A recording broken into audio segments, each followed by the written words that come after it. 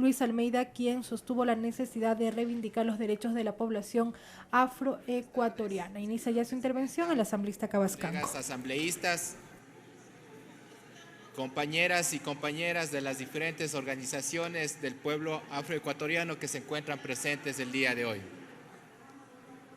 Para los pueblos indígenas, el pueblo afrodescendiente, compartimos condiciones similares de explotación y discriminación a lo largo de la historia del Ecuador. Circunstancias que nos han hermandado y nos identifican en la lucha y en la resistencia. Sin duda, la presencia de los afrodescendientes, negros o afroecuatorianos en la guerra de la independencia y las sucesivas guerras civiles que denominó el escenario ecuatoriano en las primeras décadas del Ecuador independiente, ha obligado a presidentes como José María Urbina en 1851 a declarar la abolición de la esclavitud. De la misma manera como la importante presencia social y económica de las comunidades indígenas que protagonizaban recurrentes levantamientos locales contra la opresión que enfrentaban, ha obligado también al Estado ecuatoriano en 1857 a eliminar el tributo indígena. Estos dos logros que se dan en contextos de la consolidación y modernización del Estado Nacional ecuatoriano, sin duda que son conquistas de los dos pueblos oprimidos, tanto los pueblos indígenas como el pueblo afroecuatoriano.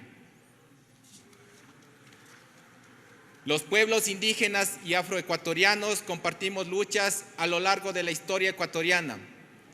Es así que en la revolución del liberalismo radical de Eloy Alfaro fueron como montoneros de los llanos costeños y los indígenas, bajo las órdenes del general indígena Alejo Sanz, abrimos el camino al viejo luchador en el camino a Quito. Más adelante, ambos pueblos volveríamos a compartir el mismo lado de las luchas cuando se busca la reforma agraria, porque tanto los indígenas como el pueblo afroecuatoriano hemos sido privados del acceso a la propiedad de la tierra hasta estos tiempos. Las luchas por la tierra y los derechos motivaron la unidad a la mayoría de los sectores que compartimos similares situaciones de explotación y discriminación. El levantamiento indígena de 1990, entre otras cosas, suscitó procesos de organización y convergencia. En esos espacios políticos y organizativos, la unidad de los indígenas y afrodescendientes se fueron constituyendo en el reconocimiento de los derechos colectivos y luego en la declaración del Estado como Estado plurinacional e intercultural que se atribuyen a esas luchas compartidas entre estos dos importantes sectores de la sociedad ecuatoriana, y que no es solamente la presencia de los indígenas o de los pueblos afrodescendientes o pueblos montubios en instituciones públicas, sino que el Estado plurinacional tiene que ver con ese cambio administrativo y jurídico del Estado.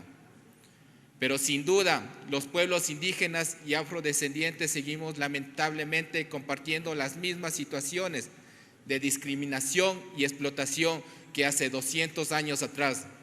Según datos oficiales, quienes menos tienen acceso a servicios básicos como el agua potable, alcantarillado, acceso vial, salud y educación son estos dos pueblos olvidados.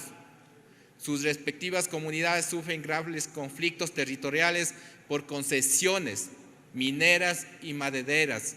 Las poblaciones de mayor migración interna e internacional son precisamente de estos dos pueblos. el Estado está obligado por la Constitución a atender prioritariamente a estos sectores, pero vemos en la realidad que hacen caso omiso a esto. En este contexto, el proyecto que se está presentando y debatiendo en este momento, este proyecto de resolución para la declaratoria del Día Nacional de la Mujer Afrodescendiente, Negra y Afroecuatoriana, es una justa compensación a los siglos de discriminación y explotación, y es urgente llamado de atención al Estado en general y al gobierno en particular para atender y dar respuestas concretas a las graves condiciones de vida, de subsistencia del pueblo afroecuatoriano, sobre todo a las mujeres de este pueblo.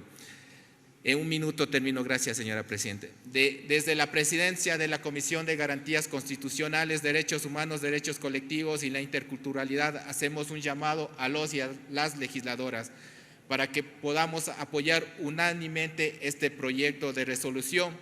Si hay una razón de estar aquí, compañeros y colegas asambleístas, es justamente por aquellos que prioritariamente lo necesitan. Muchas gracias, señora Presidenta.